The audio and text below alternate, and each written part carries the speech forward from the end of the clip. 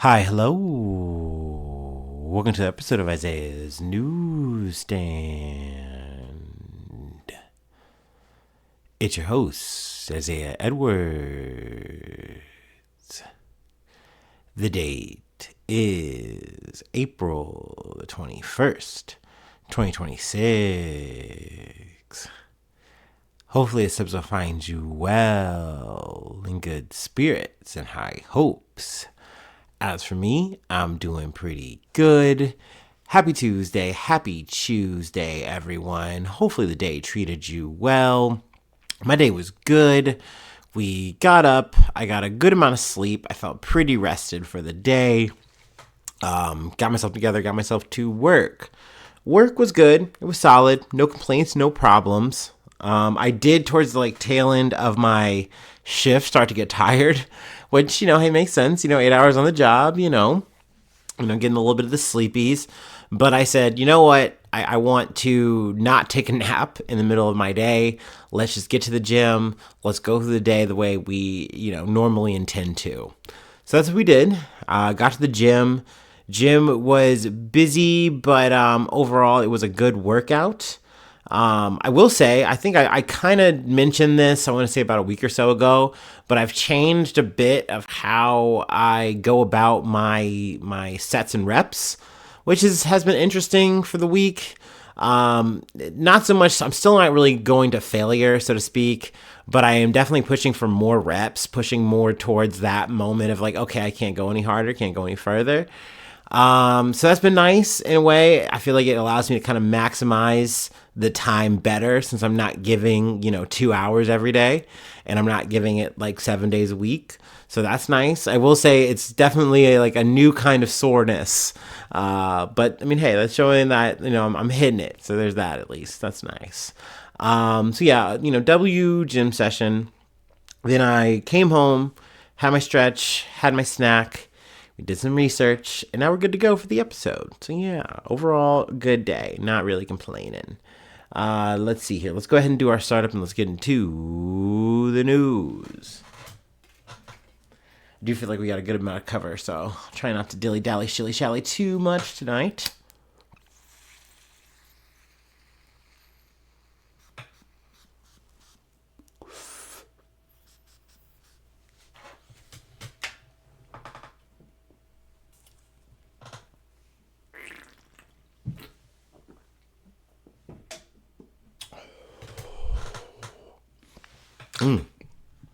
Okay.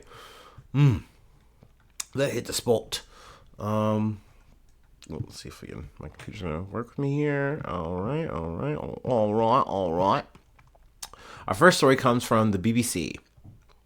Israeli triple tap strike kills 3 paramedics in Lebanon, officials say. I also want to add that this story took place, or at least was posted 6 days ago. So it's a bit older. Normally I like to get stories a bit sooner, but I had heard about this from Chapo. Actually, I heard about this from Chapo, and the next story actually from Chapo's Chap House as well. But the next story gets a lot more coverage, unfortunately. But 3 successive Israeli attacks have killed at least 3 paramedics in southern Lebanon, including one featured in a BBC report this week, Lebanese officials say, as they accuse Israel of deliberately targeting health workers in its war against Hezbollah. A team of Islamic Health Association, a team from the Islamic Health Association was attacked as it tried to rescue people from the site of an Israeli attack in the town of Mefudun in the, I'm going to totally fuck these up, Nabatea region on Wednesday, according to the Lebanese Health Ministry. 1 paramedic was killed and a second remains missing.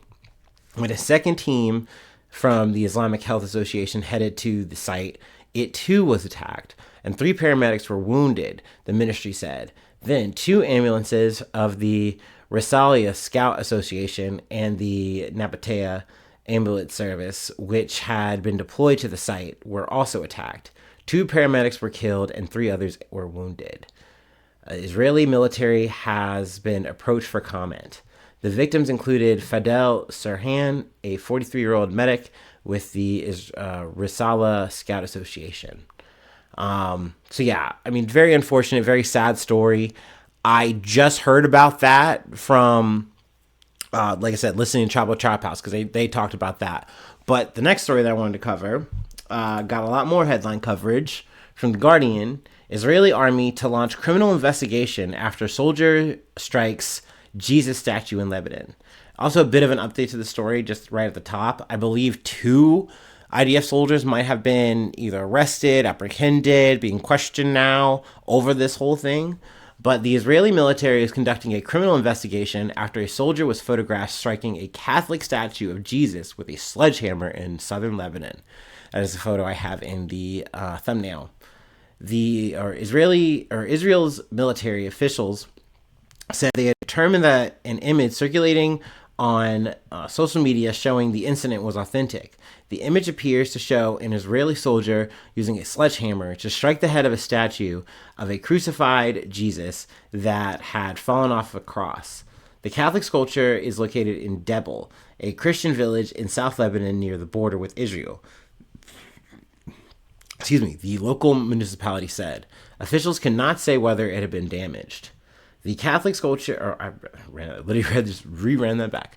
The Israeli Prime Minister Benjamin Netanyahu condemned the defacing of the religious symbol and said he was stunned and saddened when he found out about it. He added that harsh disciplinary action would be taken against the individual responsible. The Israeli military said it was working with people in the village to restore the statue in its place. Like, dude, this is crazy. Like, and this is all off of optics. They are upset about this. They are worried about this. They are quote unquote doing something about it because it looks terrible. Especially when you got the Pope, going out with Trump, and they're having their little back and forth or whatever the fuck. And now you got Israeli troops going, oh yeah, let's just fucking take this hammer to white Jesus. Which, once again, it's crazy that symbol matters more than the lives of people who are risking their lives to try to save people from these fucking atrocities, from this like slow churn genocide situation that we have going on. Because let's face it, whether or not we are talking about Lebanon, whether or not we're talking about Syria, whether we're talking about Gaza, like the situation is always the same no matter what front Israel says they're fighting that day. They're still trying to do the same thing, or Iran, whatever. You insert on their 7-front war that Netanyahu has mentioned.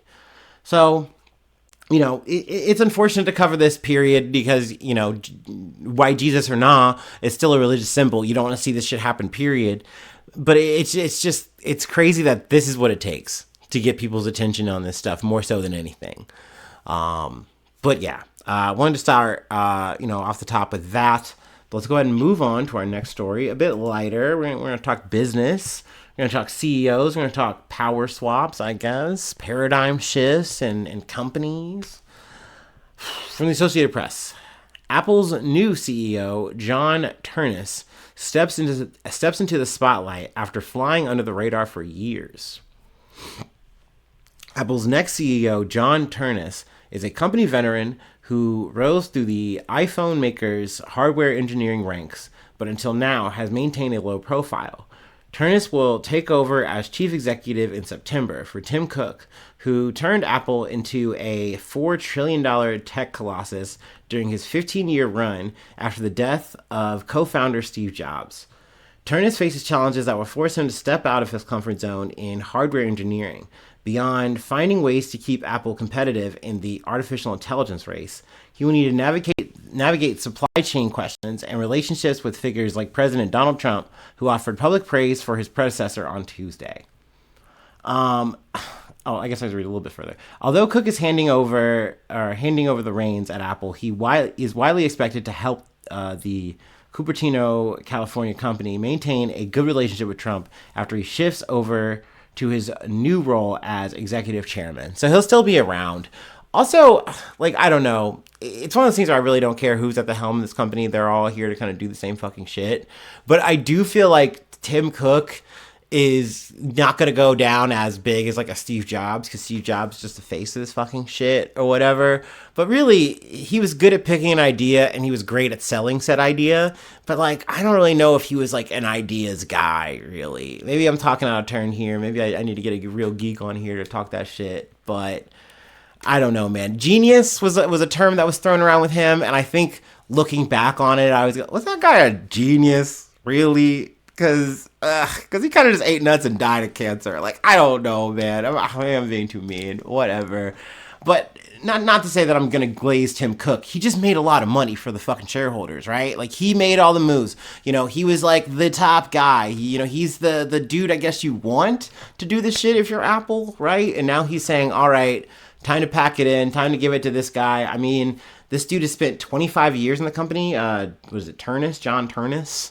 So, I mean, we'll see how he fares. Do I really care that much? No. I don't really give a fuck about Tim Cook that much either. Once again, I think people subscribe or, put morals to these people, and like, that's a mistake. I don't think there really is like such thing as a good CEO. Sometimes CEOs make good calls, and sometimes those calls are morally good, and that always feels nice when you see that happen in capitalism. But it's just very rare and often not genuine. I'd say like 99.9% of the time, right? I don't know. So yeah, this is just some business watch, tech watch. We'll see what happens. Also, I guess another thing to cut before I move on from this, it sucks too that it's like, hey man, you're almost a victim of your own success. Like, you did really good, and like this John guy, it seems like he's really tapped in, but they're like, yeah, really cool, man. I hope you come up with something really cool and catchy, and also does something with AI, because we needed to do something with AI because everything is kind of all in on this AI shit. So yeah, good luck. Have fun. Good luck. Make us a lot of money, please, right now. Money, please. So, I mean, I guess we'll see come September if he's up to snuff. Anyway, whatever. Let's move on. Actually, back to war. Good God, y'all. Actually, let me take some water. Let me get a hydration break real quick. I'm quite parched.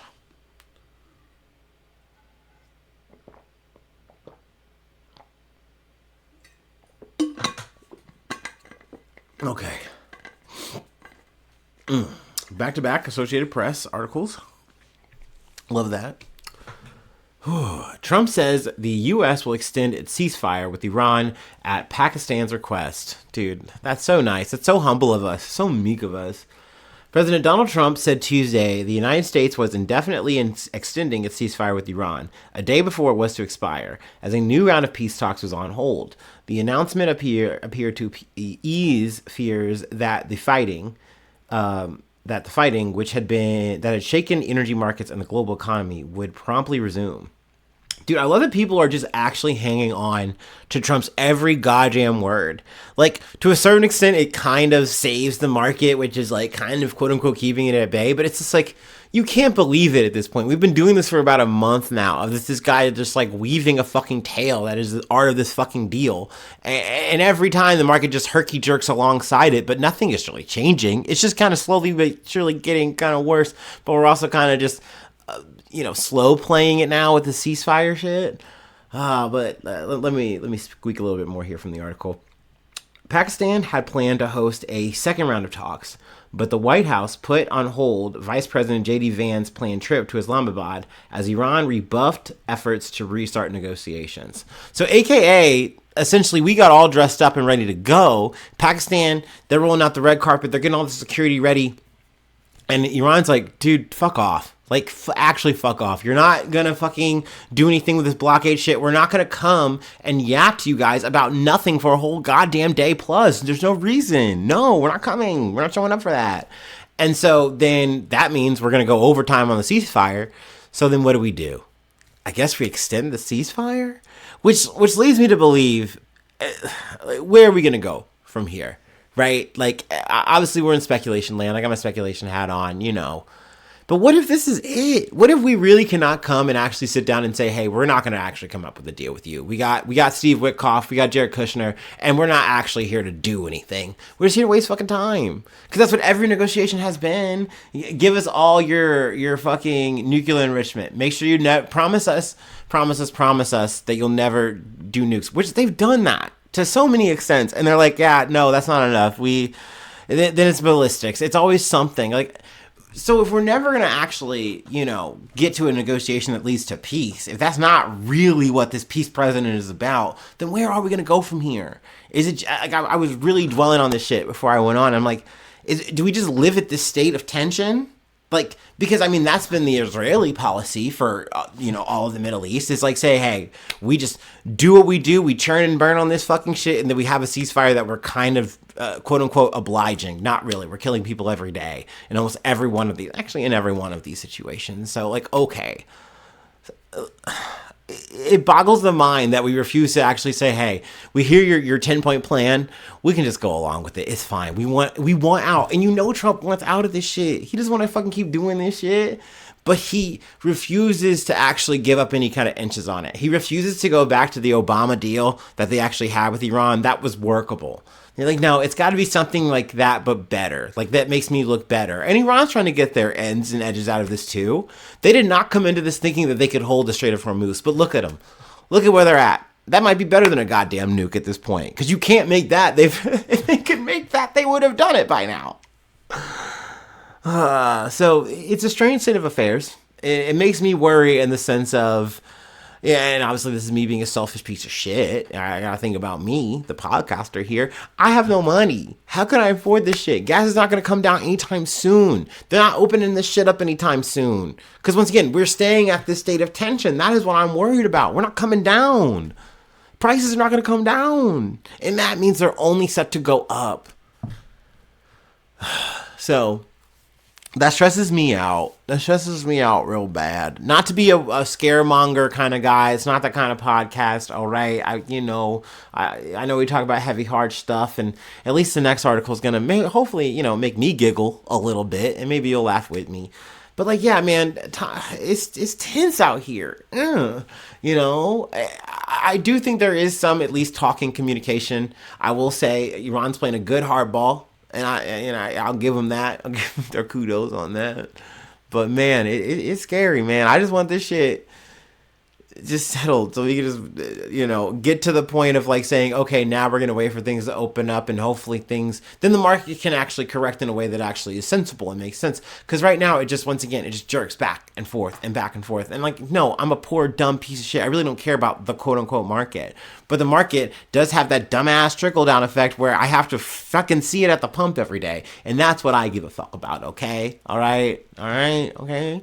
Goddamn, I'm trying to go work. I'm trying to see my girlfriend. Goddamn, I have to live for. Wow. All right.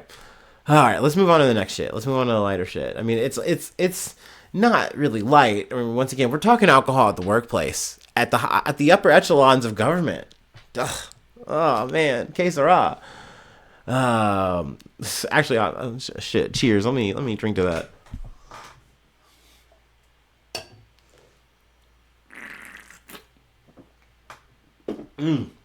That one's for you, Mr. Patel. Okay, from NBC News. Kash Patel sues The Atlantic over report alleging excessive drinking and absences. Dude, I mean, whom's amongst us hasn't had to have a brew or two? And then, you know what? Like, I'm just too hungover. I'm just too laid to play today. Okay, you gotta... just let me have one or two, all right? Let me hang out with my hot honeypot girlfriend, who's not a Mossad agent, okay? That's just, don't worry about that. Don't worry about her, okay? But protect her. Look, this is the life of Kash Patel. We can't really understand or wrap our heads around this kind of shit. You think you can contain him? Think you can understand him? I'm sorry, hold on. Okay. Once again, from NBC News. FBI Director Kash Patel filed a lawsuit Monday against The Atlantic over a story it published Friday that alleged he drinks to excess and has unexplained absences at the bureau. Just disappears. Calling him Hoover Houdini. His attorneys alleged in the lawsuit that the story is a sweeping, malicious, and defamatory hit piece, and Patel is seeking $250 million from the magazine.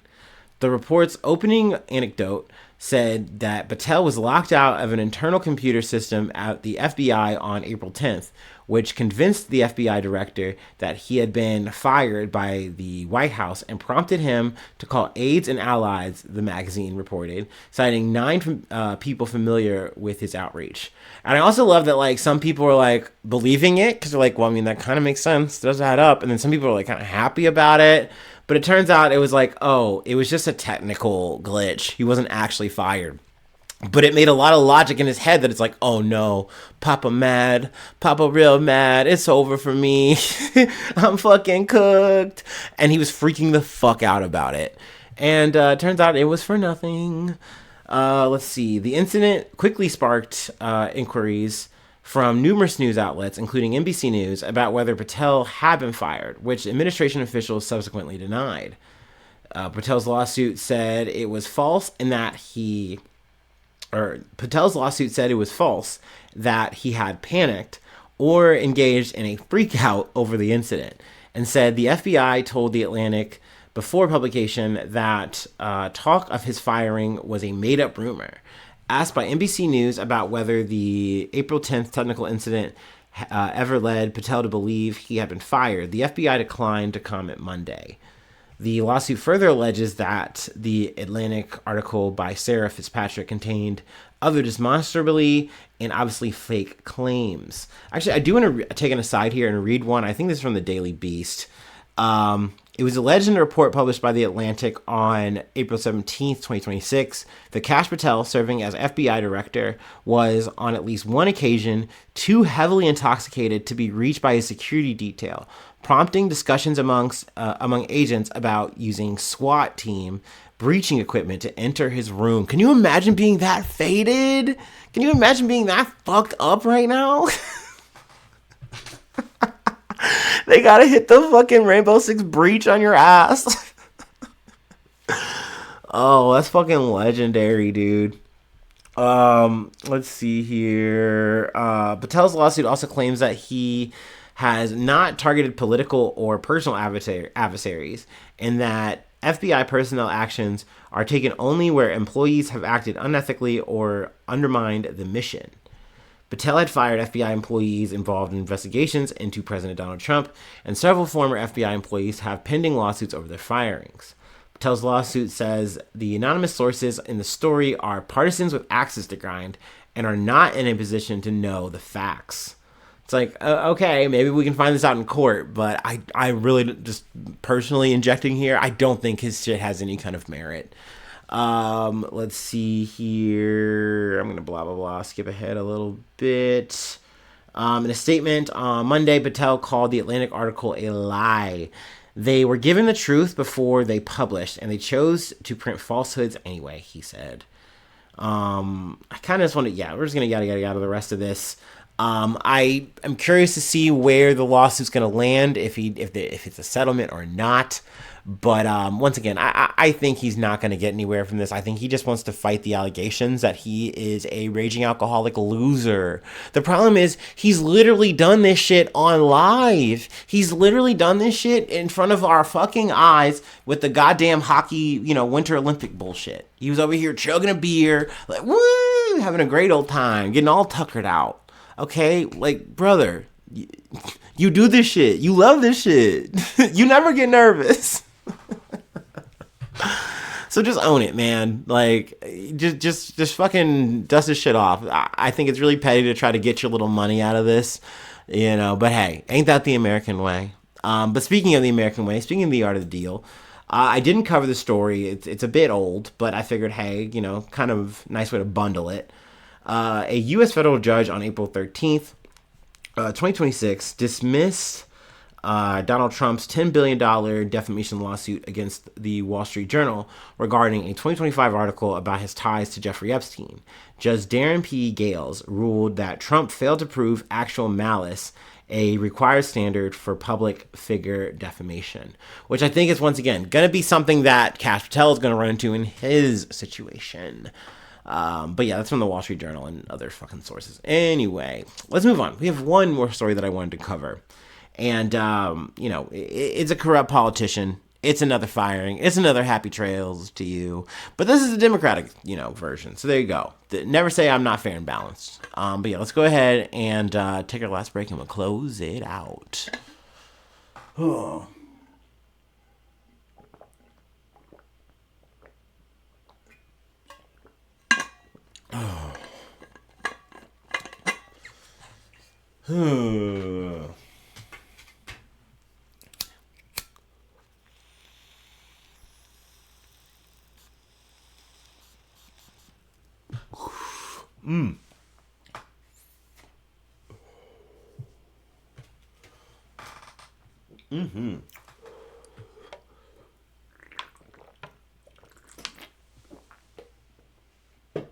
Okay. From CBS News, Representative Sheila Cherfilus-McCormick resigns from Congress moments before ethics hearing to determine sanctions. Democratic Representative Sheila Cherfilus-McCormick of Florida resigned from Congress on Tuesday, moments before the House Ethics Committee was set to determine whether she should be sanctioned for allegations of theft and other misconduct. Cherfilus-McCormick has been charged with stealing nearly $5 million in Federal Emergency Management Agency funds, or FEMA funds, for her campaign and has pleaded not guilty. She was likely to be expelled from the House in the coming days if she had not resigned. Now, we had covered the story, I don't know, sometime I believe at the top of this year, earlier this year, about her whole fraud situation. And then I kind of forgot about it. It came back up with the Gonzalez-Stilwell situation because they got expelled at the same time. It kind of sadly, weirdly, grossly became like a political thing more than the actual allegations at hand. But on the chopping block was McCormick. And then also there's another guy who I don't have his name at the ready. But essentially they both wanted them to go. But they're like, no. We're going to handle this McCormick lady right here, right now. And Democrats, I think, were in the situation of like, okay, well, we can't really over lobby to try to make sure we equalize it this time. Let's just get her out of here. Let's just actually run the actual expulsion, ousting, whatever. And she's like, okay, hold up. I don't actually want that. I don't want that on the record before I go into this trial, which I believe is going to be in February 2027. And she's like, all right, I quit. I'm out. This is not a fair process, Cherfilus-McCormick said in a statement. Rather than play these political games, I chose to step away so that I can devote my time to fighting for my neighbors in Florida's 20th district. I hereby resign from the 119th Congress, effective immediately. Her resignation was read on the House floor shortly after she issued her statement. Her decision to step down will trigger a special election in Florida to fill her seat. So yeah, I mean, better out than in this situation. Good that you got out. I'm going to read a little bit further here before we bounce on out of here. The report laid out a pattern of inaccurate and incomplete campaign finance reports across several election cycles, including improper contributions falsely reported as personal loans, acceptance of improper contributions, and inflated cash on hand numbers. Cherfilus-McCormick also reportedly spent the FEMA funds on luxury goods, including jewelry and designer clothing. So, yeah, dude, tomato town for that shit, brother. Boo to you on that shit. But yeah, she's going to fight that shit in court. Good that she's not in Congress anymore. Like I said, I don't care what side of the fucking aisle you're on. If you're corrupt, you should be fucking out of here. You got caught. GG's. You're gone. You're gone. But yeah, that's it. That's all I got for today. That is the episode. If you'd like to help out, support the effort, I do have a Patreon. Patreon.com/IsaiahNews. Become a newsie today. Free ways to hit me up, IsaiahNews1@gmail.com. Feel free to follow me or the podcast on any of the socials. Subscribe to the YouTube, follow on TikTok, follow on Spotify, follow on Apple Podcasts, wherever you like to listen. Leave a like, leave a cool comment. Sharing is caring.